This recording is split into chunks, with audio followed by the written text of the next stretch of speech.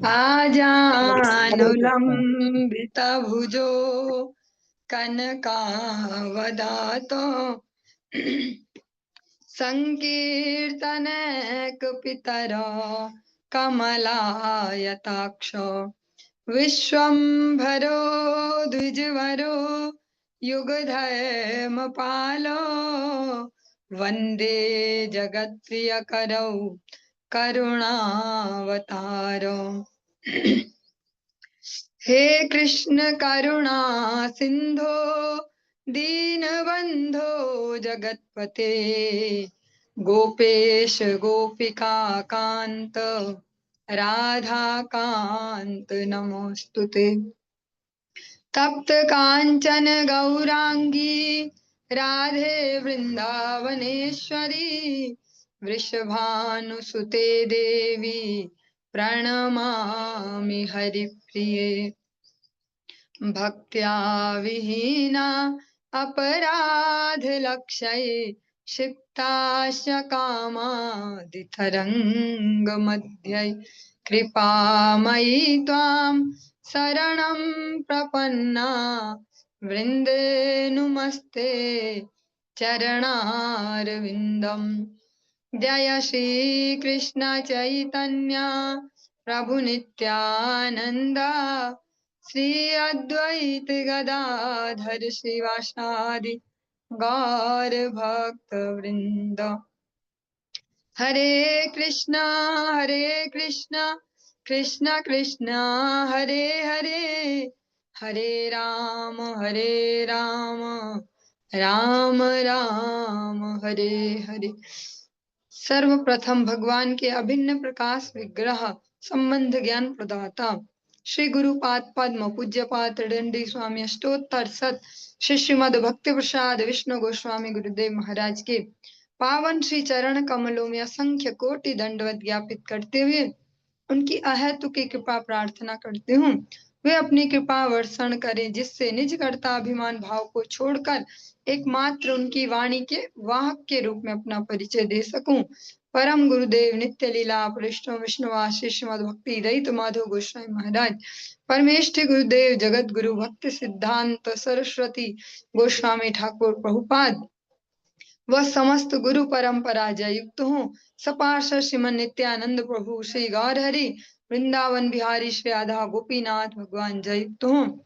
हम सभी पर अपनी कृपा वर्षण करें जिससे भगवान के पवित्र नाम और हरि गुरु वैष्णव सेवा में हम सभी की रुचि उत्पन्न हो सके, क्योंकि सकल और दंभ के युग में एकमात्र भगवान नाम और भगवान के भक्तों की सेवा यही हमारे लिए मंगलमय कार्य है।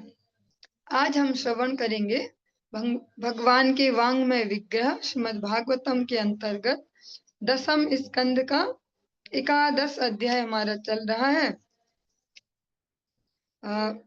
बस इसका एक ही श्लोक हमारा रह गया है।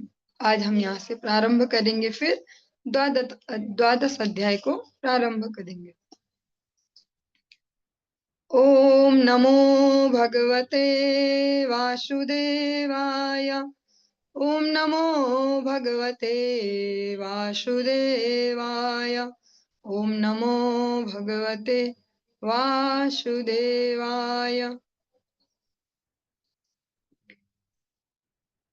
हम भगवान की बाल लीलाओं को श्रवण कर रहे हैं। कल हमने श्रवण किया कि जो नंद महाराज हैं और अन्य सारे जो बड़े गोप हैं वे सब अलग अलग जो भी टास्क लाइफ में आते हैं, हर दिन कुछ ना कुछ चैलेंज रोज आते हैं, पर भगवान जो बलराम जी हैं, भगवान कृष्ण है और उनके जो सखा हैं, उनकी जो मनोहर बाल लीलाएं हैं उनमें उनको फिर वो रोज का जो स्ट्रेस है, स्ट्रगल है, उसका लोड नहीं लगता, आराम से उनका जीवन चल रहा है। एवं विहारः कौमारः कौमारं जह तुर्व्रजे नीलायनेह सेतुबंधर मर्कटोत्प्लवनादिभिः। इस प्रकार भगवान श्री कृष्ण तथा बलराम जी ने ब्रज भूमि में बच्चों के खेलों में जैसे आंख मिचौनी और समुद्र में पुल बनाने का स्वांग करने तथा बंदरों की तरह इधर उधर कूदने फांदने में अपनी बाल्यावस्था व्यतीत की। जैसा सामान्य मनुष्य बालकों के लिए आवश्यक है कि एक अवस्था तक कम से कम 7, 8, 9, 10, 11 वर्ष तक वो अच्छे से फिजिकल जो एक्टिविटीज है, खेल कूद है, इस प्रकार से खुद को एंगेज रखें। भगवान भी बस ऐसा ही कर रहे हैं। जब से उठते हैं और जब तक सोते हैं कुछ ना कुछ नया, कुछ ना कुछ नया, हर दिन कुछ नया। भगवान कृष्ण अपने सखाओं के साथ जैसे राम जी का सेतु बना है ना, ऐसे ही भगवान उनको सेतु बनवाते उनसे कि चलो हम पुल बनाते हैं। ऐसे ही मैं तो राम हूँ और हमने पिछली बार पुल बनाया था ना, चलो इस बार भी बनाते हैं। ऐसे ऐसे खेल कूद छोटे से बाल कृष्ण कर रहे हैं और बंदर भी उनके साथ ही हैं और उन बंदरों के साथ बंदरों जैसे ही छोटे छोटे से गोप बालक इस प्रकार से अपनी जो बाल सुलभ जो लीलाएं उनको संपन्न कर रहे हैं। हम अब इसके द्वादश जो अध्याय है, दसम स्कंद का 12वां अध्याय, इसको प्रारंभ करते हैं। इसमें हम अघासुर के वध का प्रसंग श्रवण करेंगे। श्री शुक उवाच क्वचिद् वनाशाय मनो ददद्व्रजात प्रातः समुत्थाय वयस्यावत्सपान् प्रबोधयच्छृङ्गरवेण चारुणा विनिर्गतो वत्स पुरः सरो हरिः।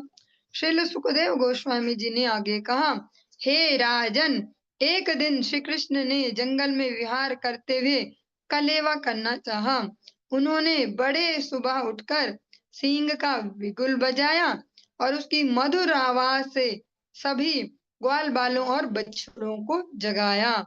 फिर श्री कृष्ण तथा सारे बालक अपने अपने बछड़ों के समूह को आगे करके ब्रज भूमि से जंगल की ओर बढ़े।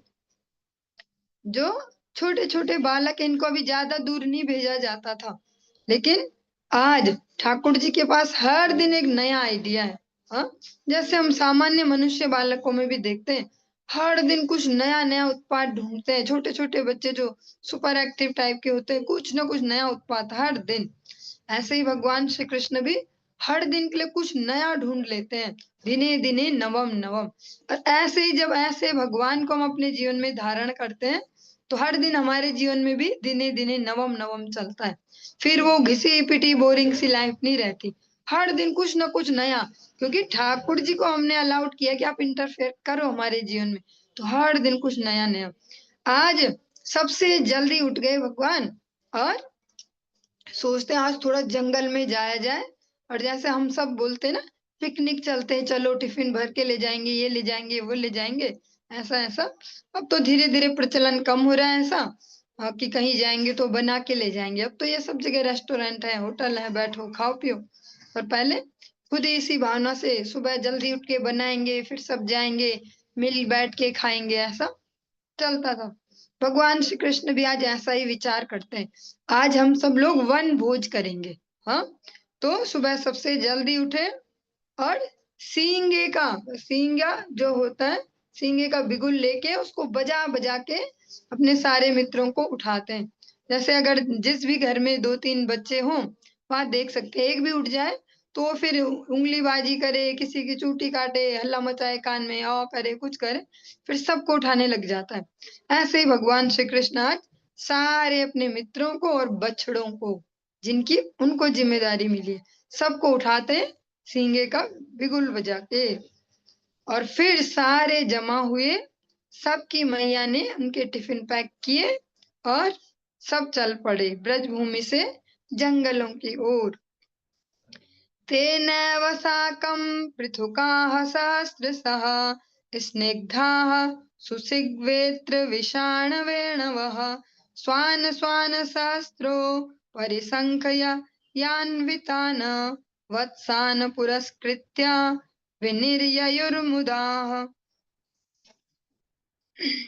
उस समय लाखों ग्वाल बाल ब्रज भूमि में अपने अपने घरों से बाहर आ गए और अपने साथ के लाखों बछड़ों की टोलियों को, और यहाँ पर जो अतिशयोक्ति अलंकार है वो प्रयुक्त नहीं हुआ है, स्पष्टतया दिया गया। सहस्त्रशः हजारों हजारों अपने साथ के लाखों बछड़ों की टोलियों को अपने आगे करके श्री कृष्ण से आ मिले। ये बालक अतीव सुंदर थे। उनके पास कलेवा की पोटली, जिसमें उन्होंने भोजन रखा हुआ है, ऐसी पोटली जो माँ ने बांध के दी है। बिगुल, वंशी तथा बछड़े चराने की लाठियां थी। कृष्ण वत्सर सख्या तैर्यूथी कृत्य स्ववत्स कान चारंतो अर्भ लीलाभिर्विजहृस्तत्र तत्र। श्री कृष्ण ग्वाल बालों तथा उनके बछड़ों के समूहों के साथ बाहर निकले तो असंख्य बछड़े एकत्र हो गए। तब सारे जो ग्वाल बाल हैं ने जंगल में अत्यंत प्रसन्न होकर खेलना प्रारंभ कर दिया।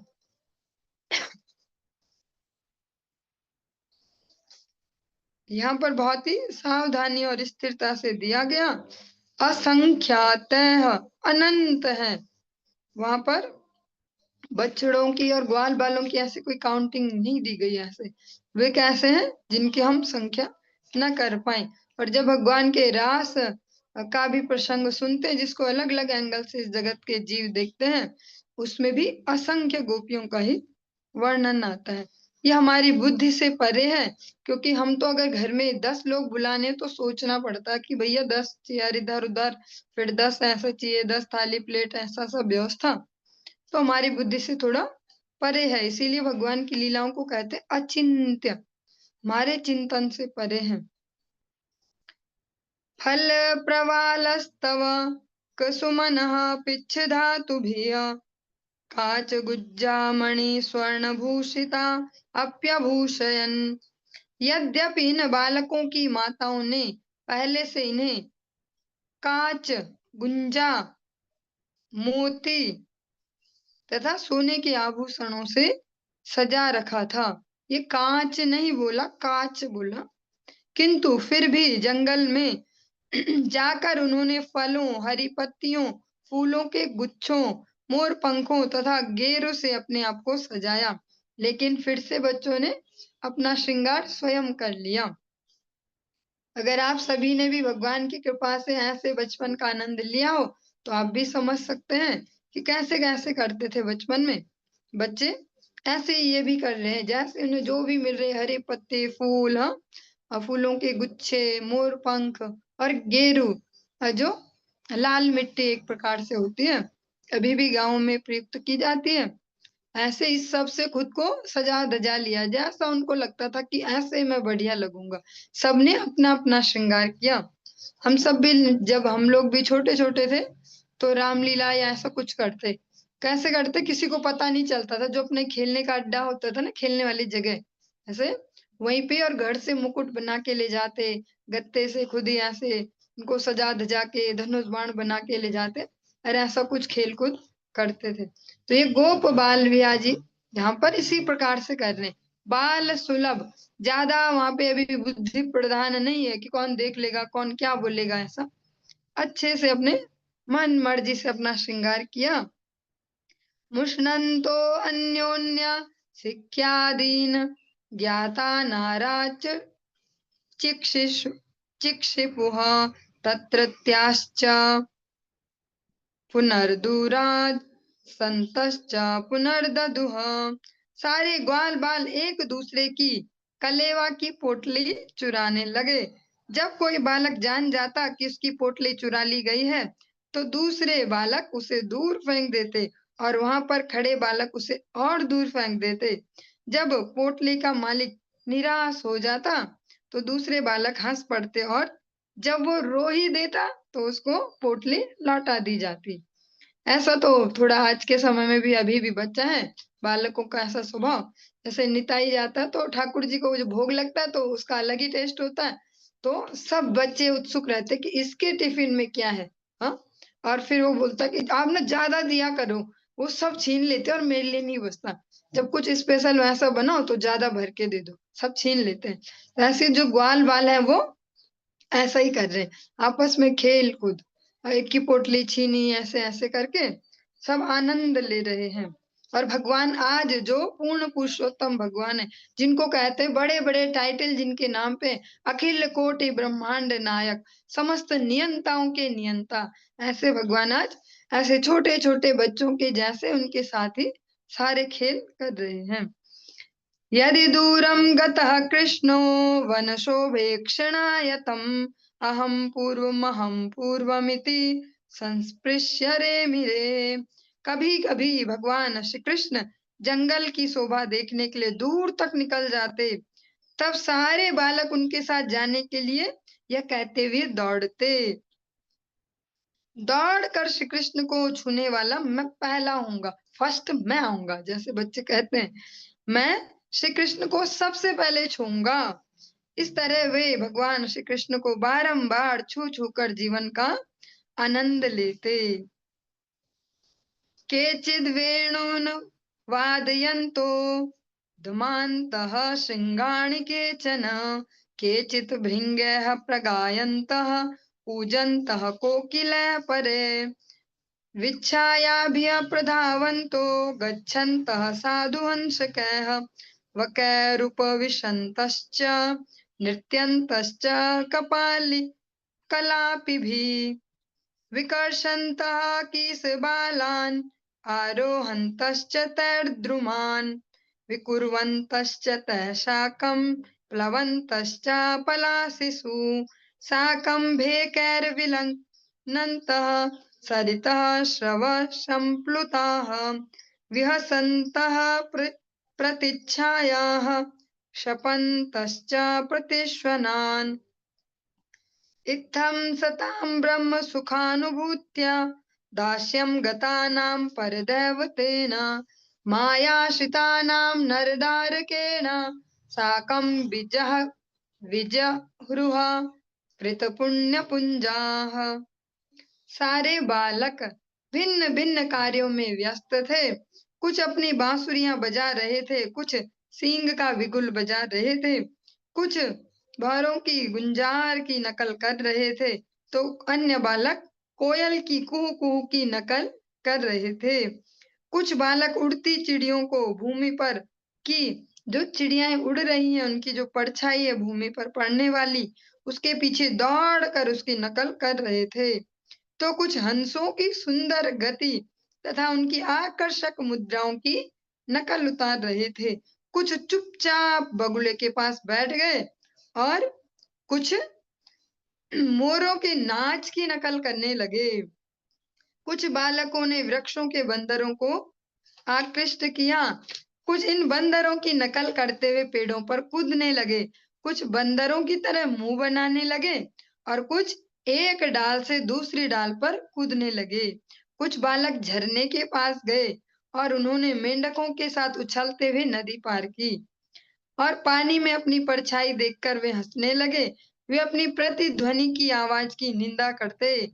इस प्रकार सारे बालक उन भगवान श्री कृष्ण के साथ खेला करते, जो ब्रह्म ज्योति में लीन होने के इच्छुक ज्ञानियों के लिए उसके उद्गम हैं और उन भक्तों के लिए पूर्ण पुरुषोत्तम भगवान है, जिन्होंने नित्य दासता स्वीकार कर रखी है।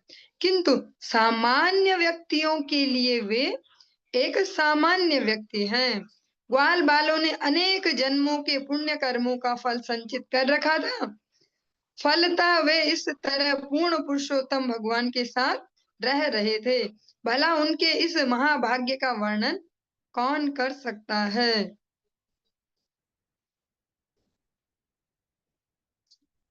भगवान श्री कृष्ण जो मनोहर लीलाएं ग्वाल बालों के साथ कर रहे हैं, जिस एज ग्रुप वालों को जिस प्रकार से आनंद आता है, भगवान वैसा ही दे रहे हैं। सर्वात्म स्नपनम, जिसको जिस प्रकार का आनंद चाहिए, भगवान उन छोटे छोटे बच्चों के साथ उसी प्रकार से बच्चा बने हैं। सुनने में तो ऐसे लग रहा है बच्चों का खेल है, पर जब ये समझे कि पूर्ण पुरुषोत्तम भगवान स्वयं इस प्रकार से करते हैं, भगवान कितने सरल हैं, उनके लिए जो स्वयं सरल हैं, और भगवान कितने टेढ़े हैं उनके लिए जो स्वयं टेढ़े मेढ़े हैं। भगवान इन छोटे छोटे बच्चों के साथ वैसा ही बच्चा ही हो गए, वैसे ही सब कर रहे हैं जो जो वो करते हैं।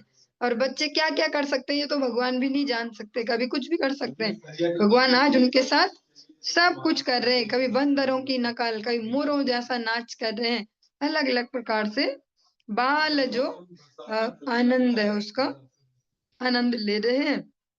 और इस प्रकार से सुखदेव गोस्वामी जी कहते हैं, जो ये ग्वाल बाल हैं, जिन्होंने अनेकों अनेकों जीवनों में भगवान की प्रसन्नता के लिए जीवन को दिया होगा, जिन्होंने अनेक अनेक जीवनों में भगवान की प्रसन्नता के लिए जीवन दिया होगा, वही आज भगवान के साथ इस हायर जो प्लीजर है, हायर आनंद उसको ले रहे हैं।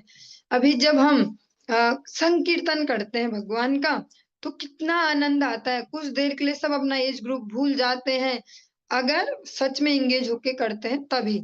जो दिमाग लेके उसको कर रहे हो या खड़े हो ऐसे डीठ बन के कि हम हिलेंगे नहीं डुलेंगे नहीं, वो नहीं ले पाएंगे आनंद। पर जो सच में संकीर्तन में घुस जाते होंगे, बस संकीर्तन में थोड़ी देर के लिए मग्न हो जाए, तो वो इस आनंद को ले पाएंगे कि कैसा आनंद भगवान देते हैं। अभी हम जो कर रहे हैं सुबह उठने से रात सोने तक, सब कुछ सुख के लिए ही कर रहे हैं। फाइनली चेक कर रहे हैं, टेस्ट कर रहे हैं, क्या इसमें मजा है, क्या इसमें मजा है, क्या इसमें मजा है। और जो वास्तव में आनंद है उससे मैचिंग चल रही है रात दिन, क्या इसमें ही मजा आ रहा है, क्या झगड़े में ही मजा आ रहा है। कुछ लोग झगड़े में मजा ढूंढते हैं, कोई गाली देने में मजा ढूंढते हैं, कोई बहुत सारा पैसा कमाने में मजा ढूंढते हैं, कोई मनुष्यों की सेवा करने में मजा ढूंढते हैं। सब सर्चिंग कर रहे हैं उस आनंद की, क्योंकि हम भगवान का ही अंश है और भगवान है आनंद स्वरूप। भगवान का जो विग्रह है वो कैसे है, आनंद चिन्मय सद उज्जवल विग्रहस्य गोविंदमादि पुरुषम तमहम भजामि। जिनके शरीर में जो खून भी है, जो हड्डी भी है, वो सब आनंद ही है। हमारे शरीर में जो जो कुछ है वो भौतिक है, वो सब अलग अलग हो जाए तो गंदगी है, भीषण वाली गंदगी जिसको हम देखना नहीं चाहेंगे। लेकिन भगवान का जो एक एक जो भी बोल सकते हैं, सेल सेल भी, जो कोशिका कोशिका भी, वो भी आनंद से निर्मित है।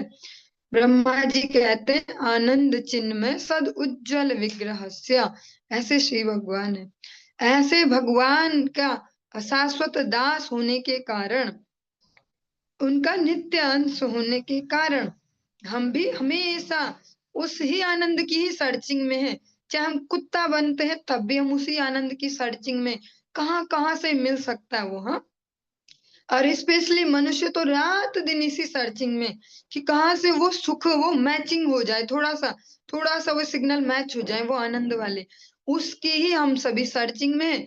पर इसको इस लाइन को समझाने वाले गुरु वैष्णव है, जो वास्तव में भगवान के निज दास हैं, निज जन हैं, जो निरंतर एक एक क्षण भगवत सेवा में लगाते अपनी बुद्धि को, अपने समस्त इंद्रियों को। वो ही हमें ये बता पाएंगे कि वास्तव में हम क्या ढूंढ रहे हैं। हम ट्रेजर हंटिंग तो कर रहे हैं, खजाना तो खोजने निकले हैं, पर खजाना वास्तव में है क्या, और मैप कौन सा उस खजाने का, ये भगवान के जन ही हमें बता सकते हैं। जो इतनी महान, जो भगवान ने हमें गुरु परंपरा दी है, गुरु वर्ग दिए हैं, गुरुदेव दिए हैं, वही हमें बता सकते हैं कि वास्तव में हम क्या ढूंढ रहे हैं। वरना हम ढूंढ तो रहे हैं कुछ ना कुछ, सबके ये सब, हर एज ग्रुप में ये जो जीवात्मा इस शरीर के अंदर किसी भी अवस्था में शरीर है, फिर भी वो मजा ही ढूंढ रहा है, वो सुख ही ढूंढ रहा है। कोई मुझसे प्यार से बात कर दे ना तो मुझे बहुत अच्छा लगता है।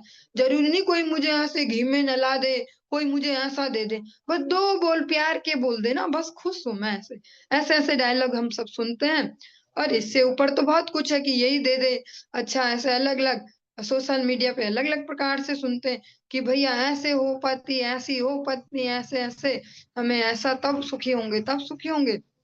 लेकिन वास्तव में कब सुखी होंगे, जब हम आराम से हल्के होके बस भगवान को समर्पण कर दें। सर्वधर्मान परित्यज्य मामेकम शरणम ब्रज। भगवान धर्म, इस जगत में जो सो कॉल्ड हमने नाम दिए, उन धर्मों की बात नहीं कर रहे।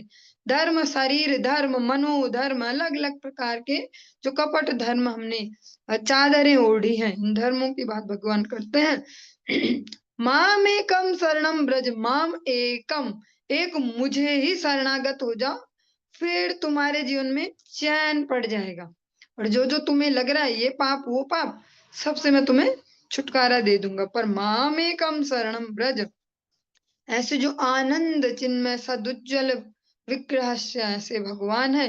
आज गोप बालकों के रूप में जो अनेक अनेक जन्मों के जो असिद्ध जन है, जो भगवान की प्रसन्नता के लिए जिन्होंने जीवन दिए हैं, आज उनको आनंद दे रहे हैं भगवान, उनको फुलफिल कर रहे हैं।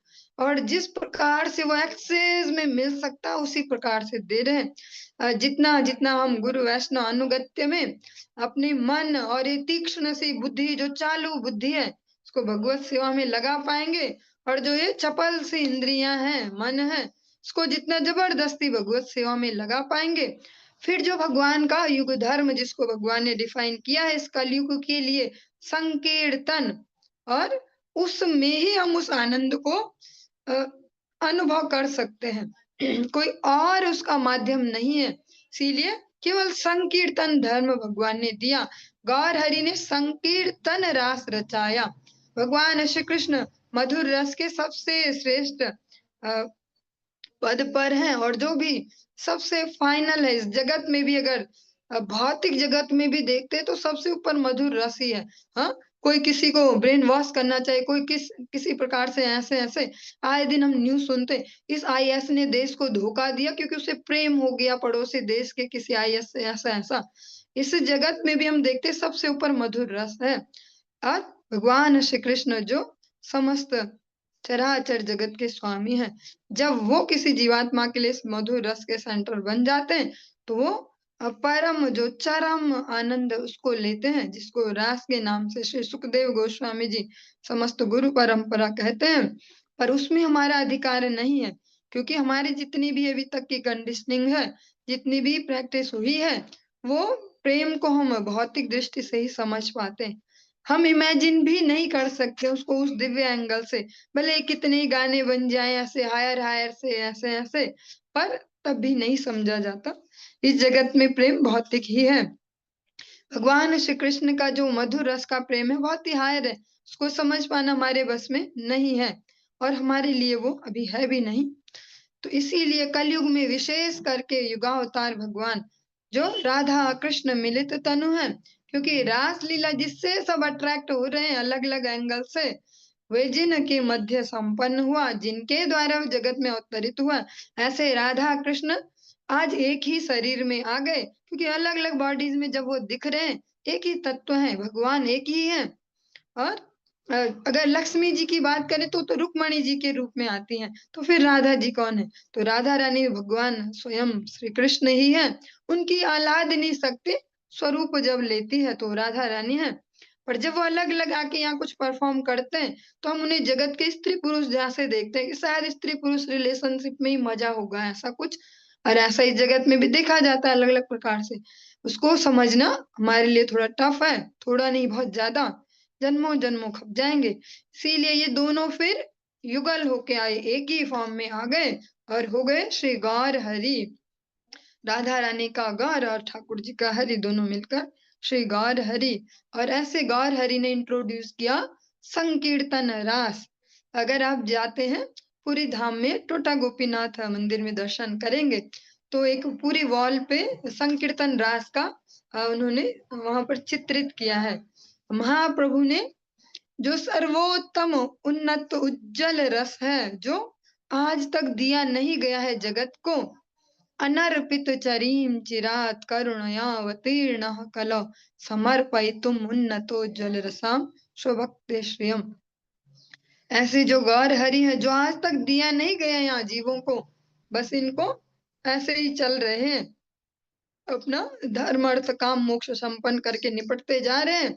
आज तक कभी दिया नहीं गया जो प्रेम धर्म, आज गौर हरि ने अत्यंत कृपालु होकर राधा रानी की भाव को लेकर, जो उनकी दयालुता है जीवों के प्रति, उसको लेकर आज इस संकीर्तन रास को जगत में इंट्रोड्यूस करवाया। और आज के समय में भी ये सबसे ज्यादा प्रासंगिक है। सबसे ज्यादा आनंद जो इस जगत के किसी पदार्थ से नहीं मिल सकता, वो संकीर्तन में ही आता है। वो हम सबकी अपनी अपनी कैपेसिटी है कि कितना हम उसको ग्रहण कर पा रहे हैं, लेकिन जो संकीर्तन में नशा है वो किसी दुनिया के किसी भी पद मद में कहीं नहीं हो सकता। भगवान का जो दिव्य आनंद है, भगवान के नाम को जोर जोर से गला फाड़ फाड़ के चिल्लाना और भगवान के लिए सारे शरीर को समर्पित करना।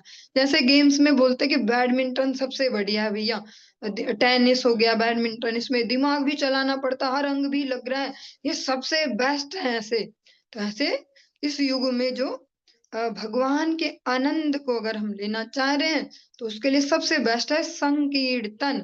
हम अपने समस्त गुरु परंपरा में भी देखते हैं कि जो जो भी इतने इतने महान महान आचार्य हुए हैं, और अगर सबसे नजदीक नजदीक अभी बात करें तो नित्य लीला पृष्ठों विष्णुवास श्रीमद भक्ति वल्लभ तीर्थ गोस्वामी महाराज जी, उनके लिए इस प्रकार से कहा जाता है कि जब वो नृत्य करते हैं भगवान के लिए, अभी भी भगवत धाम में कर रहे होंगे, और जब इस धरा धाम पर अपने दिव्य विग्रह में थे तो वे जिस प्रकार से संकीर्तन करते, दंड नृत्य करते, फिर समस्त भक्त उसका आनंद लेते। जो संकीर्तन है वो सर्वोपरि है इस युग में, इसीलिए समस्त ग्रंथ, समस्त पंथ और समस्त आचार्य इसी बात को कहते हैं कि कलो केशव कीर्तनात्, भगवान का जो नाम संकीर्तन है, नाम संकीर्तनम यस्य सर्व पाप प्रणाशनम।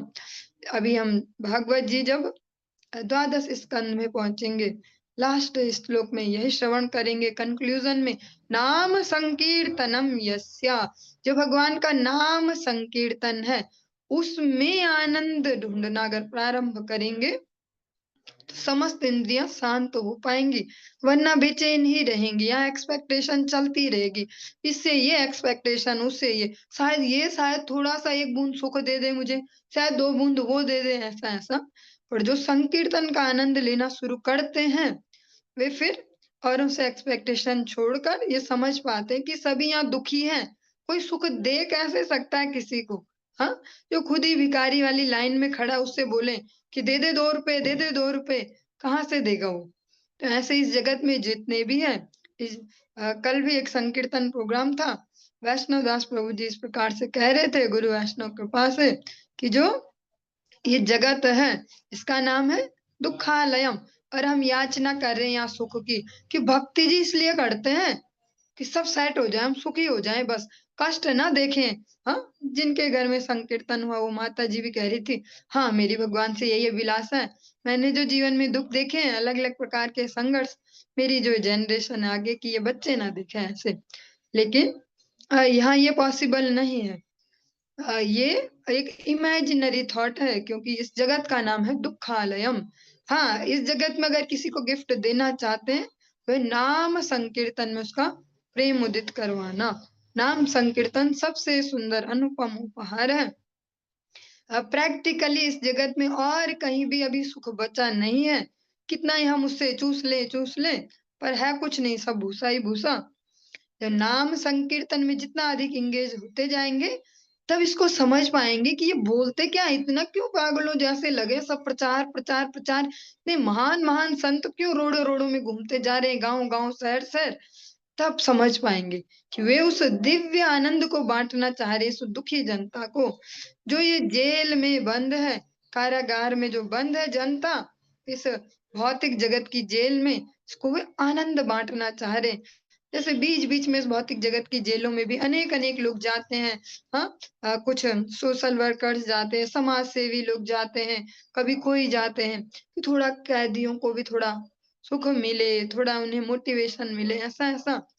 तो जो भगवान के निज जन है भगवत धाम से इस भौतिक जगत में हमारे लिए उतर कर आते हैं, ताकि वो थोड़ा हमें टेस्ट दे पाए, वो कि ये भी चखा है क्या तुमने, अभी तक चीनी चीनी खाई है तुमने, क्या तुमने ये भी खाया है। हाँ, जो भगवान के लिए प्यार से बनाया गया कोई कोई डिश हो, क्या तुमने वो भी खाई है कभी।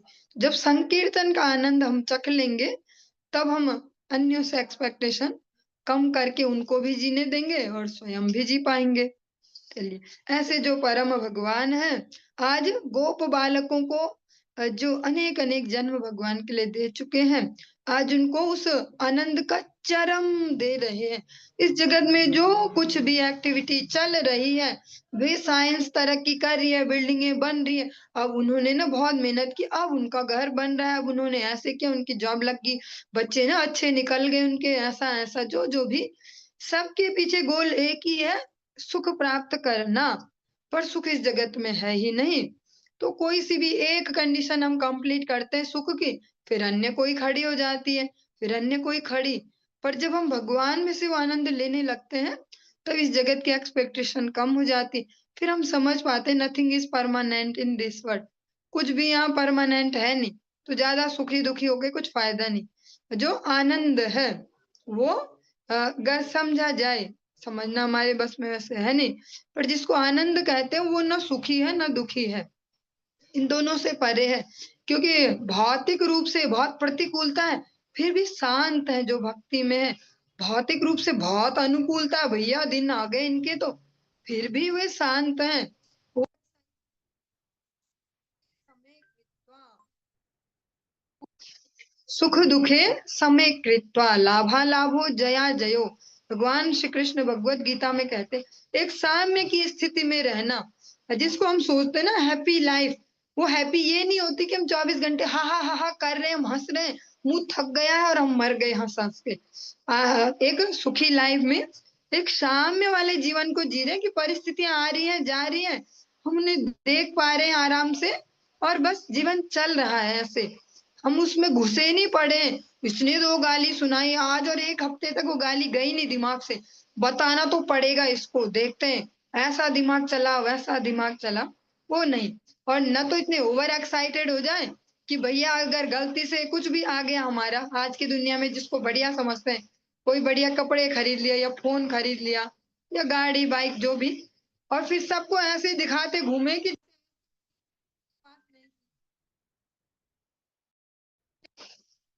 हाँ, तो सुख दुखे समय कृत्वा उसको कहते हैं आनंद की अवस्था।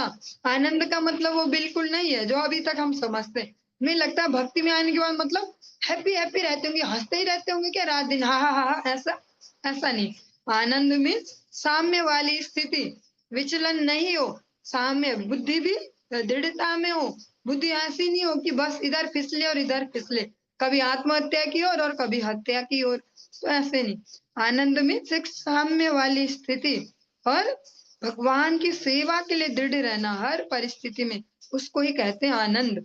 इन जो गोप बालक है, इन्होंने ये किया है भगवान के लिए, हमने जीवन दिए हैं भगवान को, आज इसलिए भगवान उनको एक्सेस आनंद दे रहे हैं, जिससे मजा आ सकता है उन्हें, जिससे उन्हें आनंद मिल सकता है। मजा अभी हम यहाँ पर भौतिक जगत का ऐसा नहीं कह रहे, मतलब एक एक्सेस आनंद, जिसको हम हर एक एक फीलिंग में यहाँ ढूंढते हैं कि भैया मुझे एक्सेस आनंद तब आता है जब लोग मेरी जय जयकार करते हैं, तब यहाँ कुछ फूला फूला लगता है ऐसे, तब मुझे आनंद आ जाता है। जब लोग बोलते हैं इसके जैसा कोई नहीं वैसा नहीं, इतने फूल मालाएं पहनाते हैं ऐसे ऐसे, या जब इतने पैसे अकाउंट में और कहीं भी दिखाते हैं हम ऐसे, चल बोल कितना ऐसा, वो जो हम ढूंढ रहे हैं वो जो एक्सेस वाला आनंद, वो भगवान ही दे सकते हैं, उनके ही पास है, उनके ही पास है तो वही ही दे पाएंगे, इस जगत में कोई नहीं दे पाएगा। इसलिए थोड़ा सा अन्यों को भी फ्री करें, जिनसे हम ये नोचना चाह रहे, थोड़ा आनंद दे दो, थोड़ा सुख दे दो, थोड़ा सुख दे दो, इस जगत में वितरण करें, भगवान से आनंद को लें और अन्य जीवात्माओं को बांटे, तो हैप्पी रह पाएंगे और निरंतर भगवान और भगवान के जनों की सेवा में लगे रहेंगे, तब ये आनंद रहेगा। आनंद सुख को नहीं कहते। चलिए आज के इस प्रसंग को हम यहीं पे विश्राम देते हैं, और इससे आगे आगे की मधुर मधुर जो लीला है इनको कल श्रवण करेंगे। हरे कृष्ण।